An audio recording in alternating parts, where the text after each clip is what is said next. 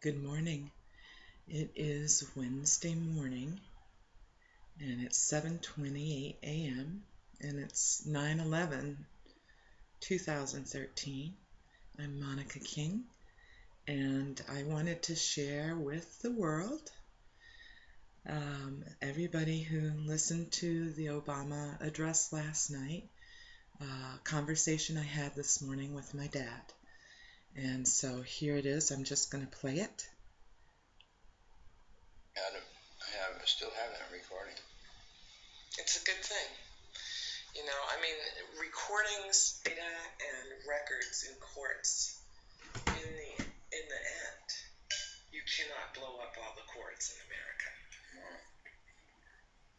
Win, lose, or draw, if you show I entered the game in black and white, then when you're long gone, your heirs and heiresses can look back at the records. They may not give a flying fig about them when they're in their teens or their 20s or their 30s or their 50s. But if life expands, there'll be records. Fair and true recordings without duress. So anyway, I wanted to record this. You were saying about your career, maybe in your... No, you were talking about the kind of the thrill you got when you wore your student nursing uniform the first time. And that recalled for me when I had been enlisted in the Navy as an enlisted man for, I think, 3.5 years, in the reserves. I had come up through that channel, but now I was going to be commissioned upon graduation from Middlebury College. And we had your grandmother was sitting in the back of the field house with your grandfather and you in their lap.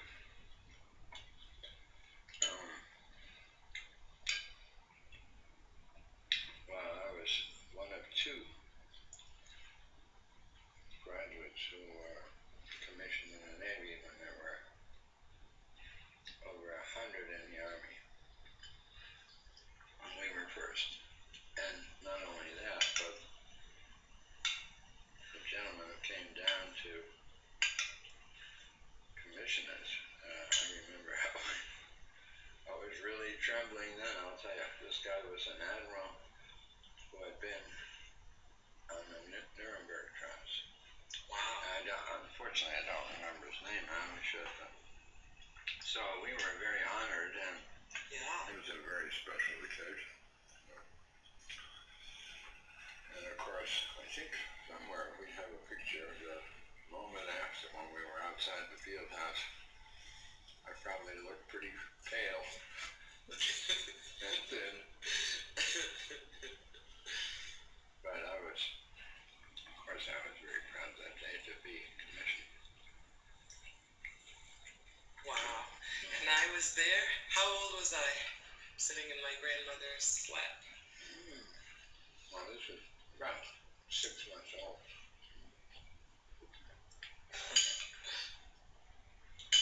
And you were there. Wow.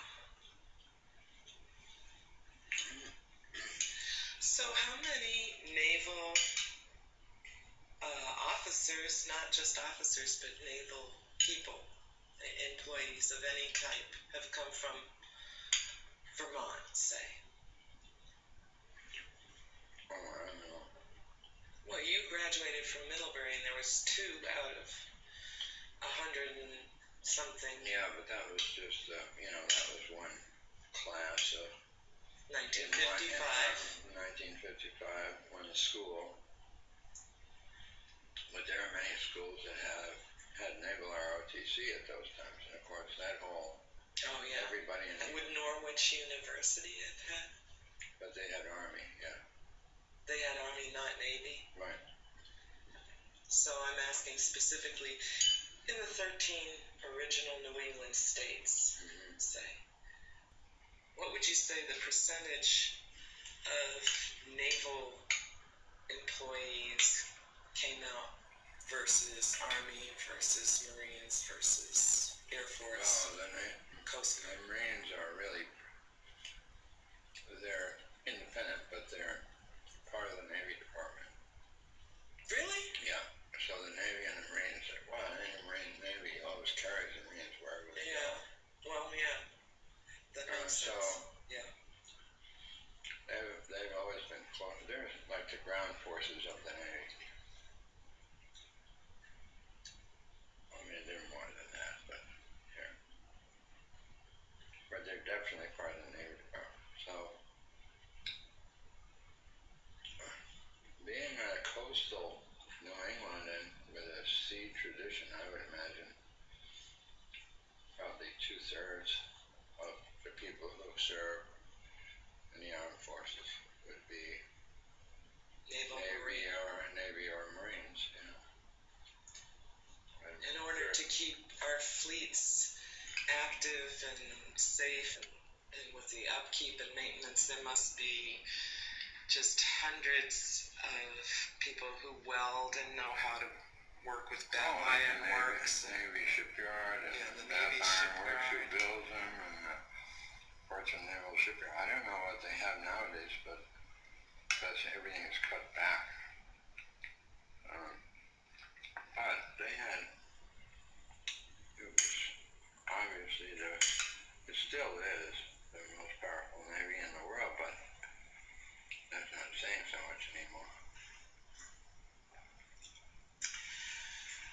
Well, yes and no, because the Navy had to have been really at the head in terms of leadership of building the infrastructure of the internet and our fixed orbit satellites. I'm sure the Air Force and NASA had a lot to do with that too, but the Navy must have had a key role because of navigational tools. Wasn't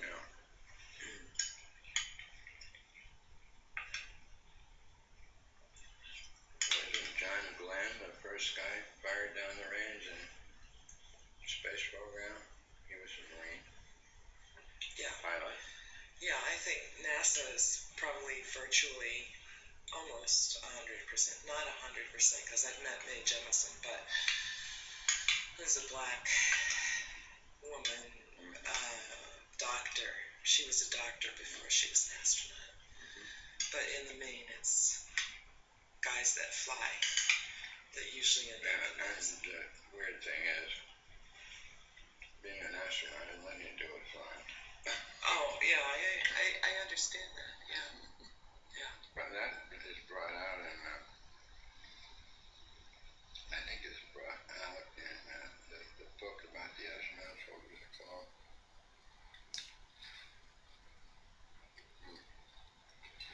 It'll come to you. Slips my mind.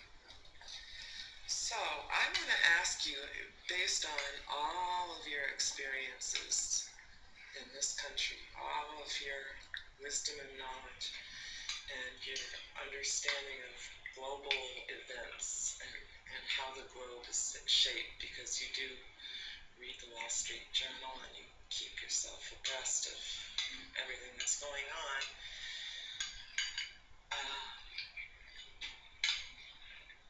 Why would it not be, no, that's not the way to phrase this question.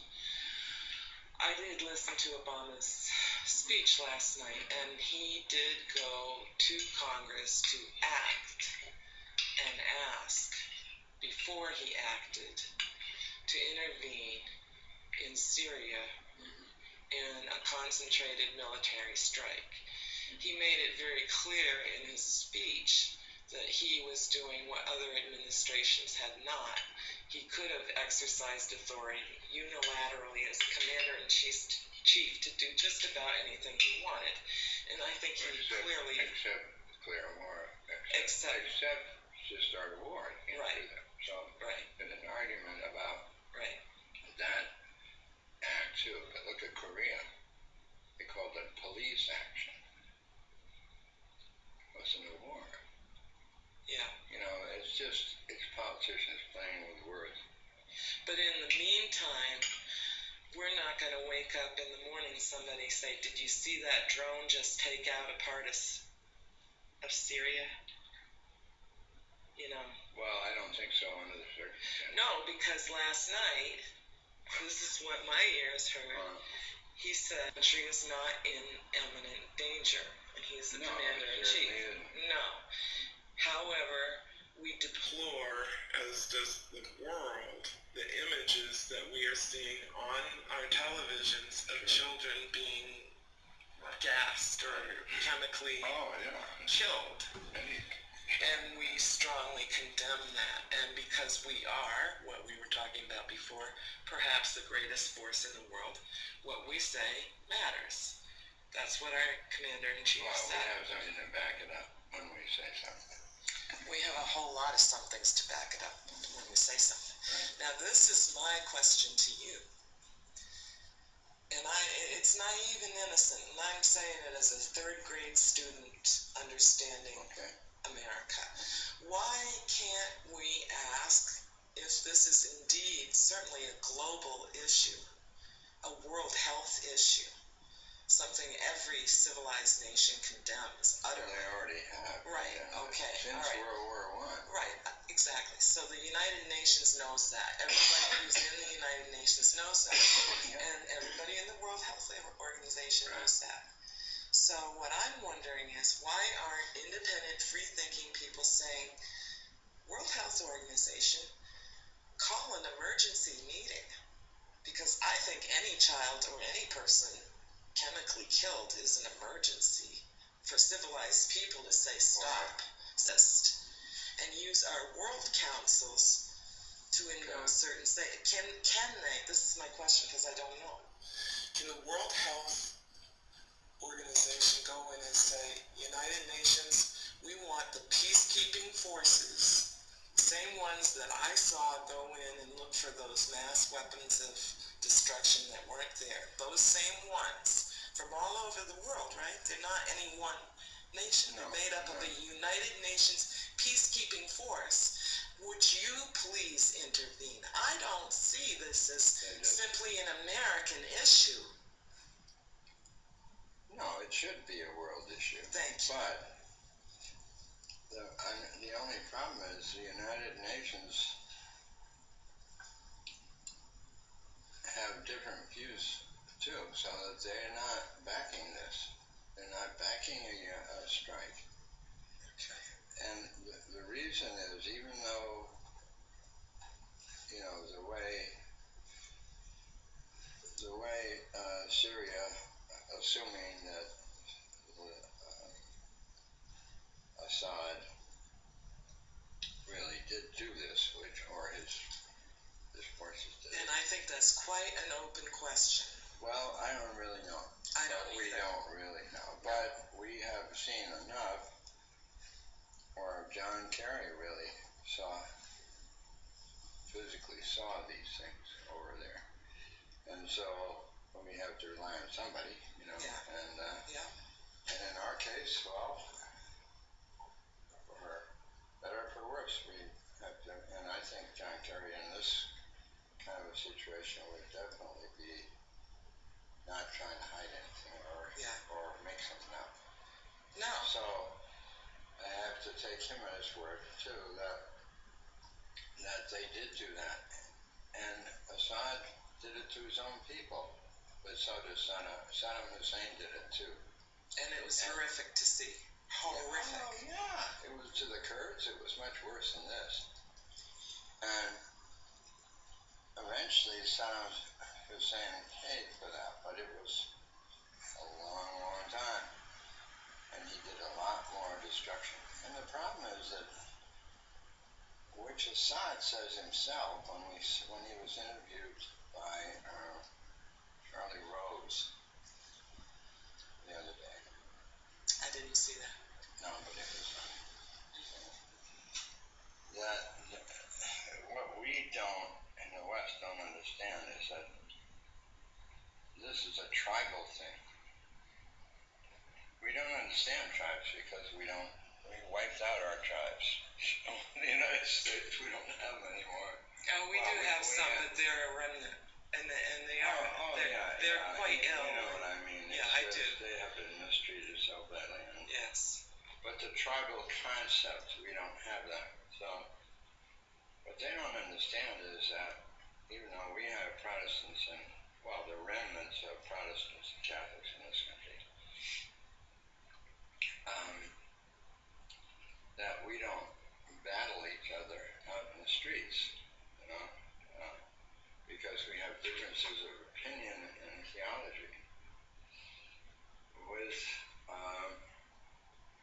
However, in their culture, in the culture of Islam, there are two, very strong factions. One, the Shias and the Sunnis. Yes, and they fight all the time in all the countries they're in. Iran, Iraq. Here too. What? Here too. Right. Their descendants have come over. As you know, there are many people who have sought refugee status to come here and immunity from political oppression in the countries they're fleeing. Oh, yeah. Well, sometimes this stuff is trumped up too, but because it's a way to get in here. I've had an inside glimpse. And royalty from other countries of different generations have quietly come over and become professors in our institutions and then donated their artifacts or their legacies of all kinds and tried to bring their children up in freedom and innocence. Freedom and innocence. Without that. Yeah. But anyway, what he's saying is that this is, in the Civil War, there's so many factions. It's a very complex situation. It's not easy. What in the world would you want to do? Go in there and what's a strategic thing to do if you're gonna, let's say, punish? The idea that I've gotten out of Obama was that he wanted to punish them for using gas, which was outlawed. But because even if let's say, assume it was Assad, where are you going to put this punishing bomb? Let's say call it bomb. It's a missile with a forehead on it. Well, exactly. Exactly. So you're going to physically destruct the capital? What good is that going to do? No, I like the James Bond idea of having some Mata Hari get near him and just clap with some deadly toxin and he drops. I mean, if it's just Assad, this is the whole thing about international justice. Anyway. What do you think about, and my brother would bring this up, what do you think about our own rogue forces, if you will, black ops, people that have been trained to do all this ninja stuff, and they know how to do production, and they know how to make an image look like something, and create something that's completely fictitious in a false flag event. What do you think about that? Do you think that's possible? I'm sure it's possible. When I look at technology like this, just about anything is possible these days. However, I don't like to think of our country being black rather than white. In other words, being the evil ones, not what we profess to be, which is, to protect, in a sense, to take partially the role of a world policeman, but we can't do that either. We can't afford to do it. We can't. It doesn't make any sense anymore because our economy is so weak right now that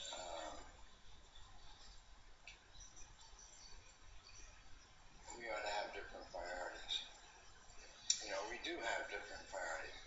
Okay, so if we the people now, you and me sitting around the breakfast table having this conversation after our commander-in-chief, who is in control for better or worse, right.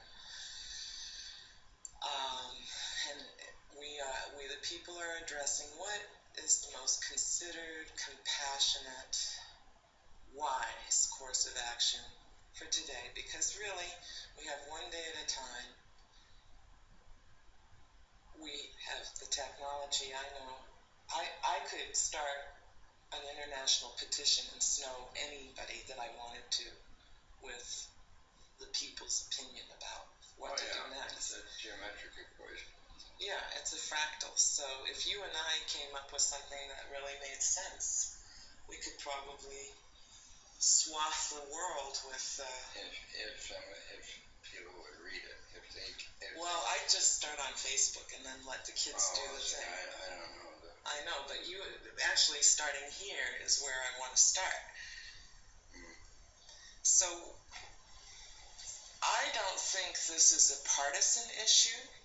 No, I think this is a critical moment No, it isn't. in his and her stories, in our stories, and I think that we can take your wisdom, just even in talking about this. I know Stefan, for example, I can take this sound recording and put it up on Facebook so Stefan and Kevin can hear what their grandfather has to say today.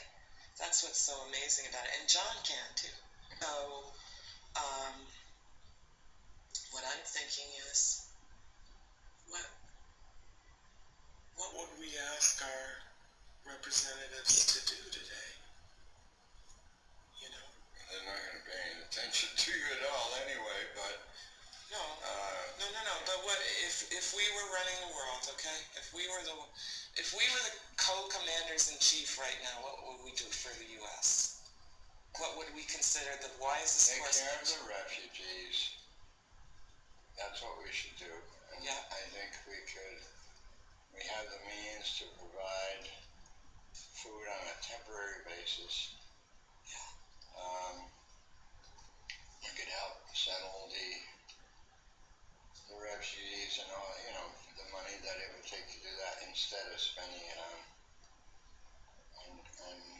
because it costs an awful lot just to move a fleet around. I mean, right. And someone else, this isn't an original idea, but I like the idea. It was that we could be doing the benevolent kind of help for the people who have been hurt. Yes, I agree with that. And just keep our nose out of the fighting factions because this is not a nice thing to say, but the only good Arab to me is a dead Arab, and they're going to take care of each other, so we don't have to do anything. Yeah, stand back and let them kill each other. Well, but they're only it's only the reason I say that is that Islam is diametrically opposed to Christianity because they look at us as the infidels, and the only Christian they see is a dead Christian. The only good Christian is a dead Christian, right. As the only good Arab is a dead Arab. Well, that's a real generalization, of course. Well, of course. Yeah. But I get what you're saying. I do. I do. Taking from history about our own American history. Yeah. What our ignoramuses said. Yeah. The only good Indian is a dead Indian, which is just a horrible thing. It's a horrible thing to say about any human being whatsoever. Right. Right? So. But in other words, let them take care of their own problems, their tribal problems, which they are, and they're very complex, and we don't understand all that. Yeah. But they do, and they're very adamant about it, and they're going to sacrifice themselves. Yeah. So. Okay, so now I want to move into the positive side of what you think we can do, and say that with this kind of technology and social networking, one thing I could do is propose a petition drive to ask Lady Diana's trust. Okay? Remember what we learned this week about our family roots on my mother's side? Well, the living legacy of that is the kids that are I'm ignorant. Okay, Lady Diana had a trust. Mm-hmm. She was a very wealthy princess. Mm-hmm. She died a princess, and she died she died in Paris, but she died leaving a legacy of her own. Right. And that legacy was for everything you're talking about, for the relief of the human suffering, specifically related to war. So we could start a petition saying, we'd like you to write a letter to Princess Diana's trust, because I know from reading about her background and watching her videos before she died that the biography, one of them that I read, said even after her trust has been set up, there's been a lot of infighting there over a big pot of money. Oh, I'm sure. And every time there's money, there's fighting. Yeah, and we do know there is solid old gold doubloons in that trust. It's not false gold. So I think that we could say something to that effect. Well, you could request it. Yeah, just urge. And you know what would happen is it would go quickly enough for Prince William and Harry and Kate with their little baby to say, yeah, we'd like that. Then why not? This is a world problem. It's not Princess Diana's problem. But I'm just saying there's one, and then they're one of the strongest monarchies. Yeah. Well, I'm thinking that, this ineffectual UN it's supposed to be United Nations. Well, if we all agree on condemning, there are only 4 countries. I don't know what they are, which ones they are. But there are 4 countries, including Syria, that did not sign on to this pact. So you reap what you sow, since they didn't. Well, they're using it too. I mean, they're really not.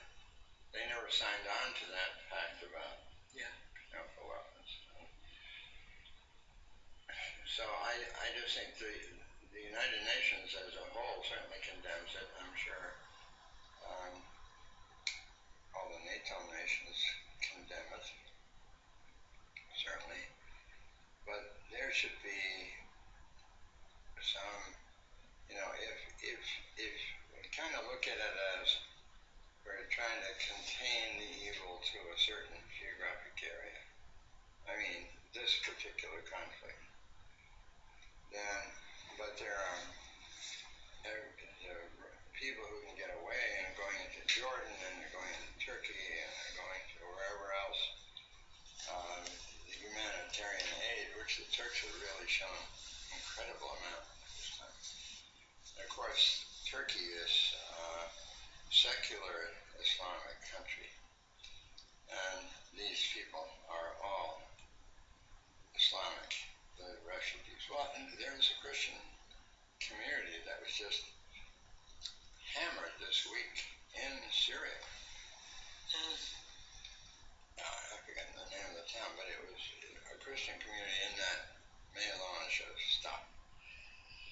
And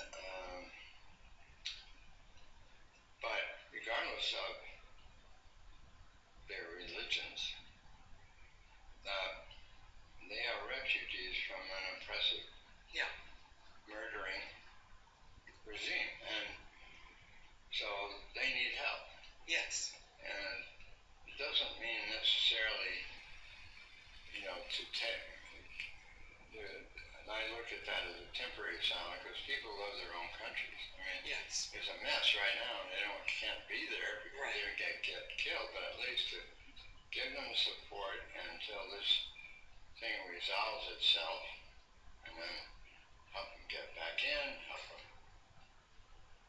feed them, clothe them, house them, the basics, so that they can go back eventually to their countries, which they would like to do. I can have some coffee. Oh, would you look at this? Yes, I will, and thank you so much for sharing your thoughts about this today. I really appreciate it. So, that is the wise conversation I had with my father, who is a retired naval commander from the East Coast. He enrolled in the Navy when he was in college at Middlebury College in Vermont. And I'm going to post this today. This is what I'm doing to honor 9/11, and I hope all of you have a good day. I hope that those who mourn will be comforted. I hope that truth will continue to ring out in all free portals of telecommunications, and that those who have committed atrocities against humanity will be brought to true justice, international justice, and that relief will come to those who have suffered at the hand of the unjust.